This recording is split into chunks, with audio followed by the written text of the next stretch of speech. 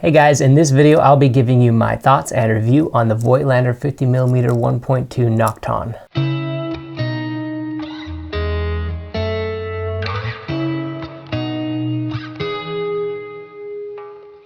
I've had this lens for quite a while now, basically since they first started putting these into production, but I don't shoot with it very often, so this review has been a long time in the making. For me, this lens has served three purposes. I purchased it along with my Leica M2 as my one and only M mount lens. Since I don't shoot with film very often, and since I shoot with my M2 even less often, I wanted a flexible, I guess, a shoot around 50mm lens to work with as my do-it-all lens. Most new M mount lenses though are extremely expensive, and while this lens certainly is pricey at $950, it's a lot more palatable than the $4,400 Summilux or even that $2,700 Summicron lens.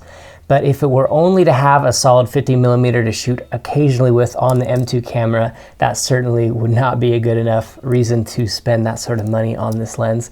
But the second reason was that the lens appealed to me as a low light gathering manual focus performer to be adapted on my Fuji X setup also. As much as I do love the 56mm 1.2 on my Fuji X-T2, which is what I was using at the time, it didn't focus reliably in low light.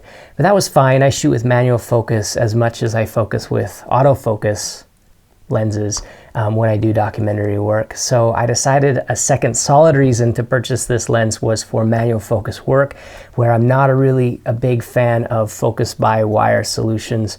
And this really was the obvious pick when it comes to lenses on the market of a 1.2 aperture and about that focal length. And I've had no complaints with it for the last few years. I've used this anytime I wanted to shoot in low light on the Fuji X system. That is until now. With the X Pro 3, I now feel like low light autofocus performance, even with the 56-1.2, is reliable, and I no longer feel the need to rely on the Nokton for low light. But there's one last situation I've enjoyed shooting with the Nokton with, and that is on the GFX medium format system. Since I still haven't been able to afford any lenses for the 50R, the Nokton has been serving as an excellent stopgap. It does provide coverage for the full sensor, but there is some heavy vignetting in the corners as expected. Sometimes I don't mind the vignetting, but often I just shoot in the 35mm mode to crop it out. I just have a toggle assigned to the front button of the GFX 50R so I can easily move back and forth based on the situation. And I have to say that I thoroughly enjoy shooting with this combination. In fact, last month, DENAE and I went to a portrait shoot and realized we'd left our X-T3 at home. I'd packed this setup though, and it was supposed to be just my backup. I was just gonna snap a few photos here and there at the shoot with this just to see how it did, because I was just excited about it. But I was so excited that I completely forgot about my X-T3 sitting on my desk. So we shrugged our shoulders and we picked this up and decided to do the whole shoot with just this rather than drive back.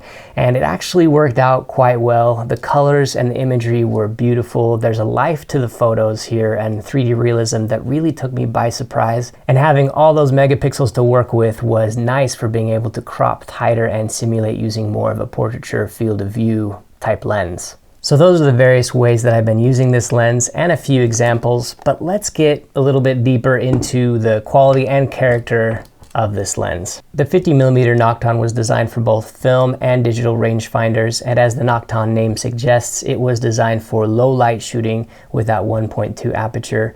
There are 8 elements with this lens, 2 of which are aspherical and 1 low dispersal element that's meant to cut down on the chromatic aberration, though we'll come back to how well that's managed a little bit later. As far as build, it certainly feels premium. It has an extremely enjoyable focus throw with these ridges that I'm a huge fan of from vintage lenses built in a similar fashion. The aperture ring is in the front, and it has the small ridge that separates it from the focus throw.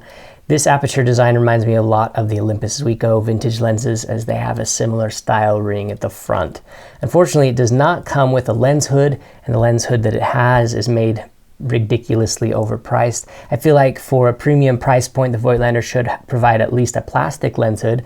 Then again, while this price point does feel expensive to you and I, for a proper M shooter, this probably feels more like a budget offering. When it comes to sharpness, I think it's worth comparing directly with the 56mm 1.2, which I consider extremely sharp, stopped down, and adequately sharp wide open. When we look at sharpness in the middle wide open, we see that things are very similar, maybe just a hint more sharpness with the 56mm, but more contrast on the part of the Voigtlander.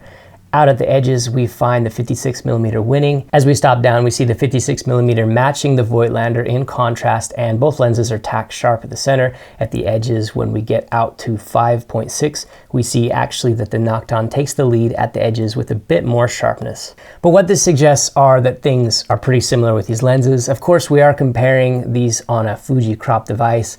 When we shoot on the GFX 35mm mode, things are quite soft at the edges, wide open. And it takes till about 5.6 before things really start to get sharp on those edges. We also see significant vignetting, which Lightroom is able to correct mostly with a profile. When it comes to chromatic aberration, this lens does demonstrate a fair amount of it in spite of that extra low dispersion element. Though there really are two schools of thought here. Do you really want an optically manipulated photo that eliminates the realism of what a lens is capable of gathering? Or are you after a lens capable of precision micro contrast, as this one certainly delivers? And taking a look at the bokeh rendering, we do see some other character here. On the GFX, the lens shows a certain lack of smoothness in the bokeh. It's what I'd call a nervous bokeh, and you get some doubling at certain distances past that plane of focus. I would say this lens isn't on the same level as the 56-1.2 when it comes to bokeh, so if the background of an image is important as the subject to you, this may not be the lens for you. However, if you don't mind a little bokeh character when you shoot wide open, the contrast and depth of rendering of this lens will not disappoint you otherwise. So based on the way I've been describing this lens, I'm sure it's not lost on you that I do have some emotional attachment. I really love the way the photos from this lens look, especially on my GFX 50R, as I've said. And lately I've been finding myself wanting to shoot with that combination more and more. But if there's one complaint I have with this lens, one deal breaker, and probably the thing that will be the nail in the coffin for it being in my kit, is its lack of close focus. Of course, close focus ability was never a priority for any M mount lens. Close focus is an anathema to Leica rangefinders, and as a result, this lens was not built to allow for it, with a minimum focus matching the Leica rangefinder limit of 0.7 meters or 2.3 feet. And for me, that's just not close enough for a lot of the work that I like to do. Otherwise, I have loved shooting with this lens over the past year and a bit, and it will be heartbreaking when I do go to sell it. And I wouldn't sell it if I wasn't also selling my Leica M2, but I just never shoot with it. And as good as it looks on my wall, I just can't justify the price sitting there doing nothing for me when there's so many other things that I want to try. So anyway, this is probably going to go with it. But if close focus is not a priority to you, then man, I sure do recommend this lens. But that's all I've got for you. I hope you enjoyed this lens review. Remember to do some good with your camera, and we will talk to you again real soon.